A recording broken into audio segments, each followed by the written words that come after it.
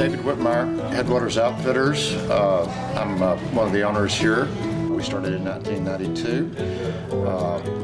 And for 27 years, we've been active on the Upper French Broad. My involvement with the French Broad River became at an early age. We started fishing and paddling the river as actually a teenager, or maybe even preteen. We had an old Luna canoe that we would get out and paddle the river in. My father would just set us, my cousins, in it and pick us up at the end of the day. A little Huckleberry Finn, Tom Sawyer action. Later on, I become a canoeist and a whitewater enthusiast. In the late 80s, we had some issues with, they were wanting to dam some of our whitewater sections of the rivers.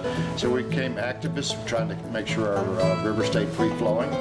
Jessica Whitmire. I am the third generation of Whitmires to kind of be involved in the second generation from his daughter, but my grandparents at one point were also involved.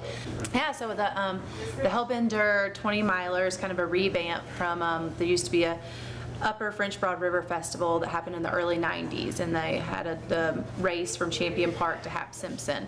And when the river stewards decided, a goal was to revamp the Riverfest and kind of bring it back, we said, well, we've got to bring the race back too, because it was just a really fun event. So this will be our 4th year. Here we have 15 teams that will start here at the shop at mile 0. The French Broad, actually, the confluence of the French Broad sits right out here in front of our shop where the West and North Fork come together.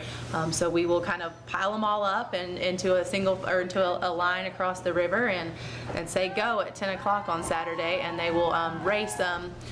2 people race from here to Island Ford River Access, which is about mile marker 10 on the French Broad, where they will do a team exchange and 2 new people will hop in the boats and race from there to from Island Ford to Hap Simpson.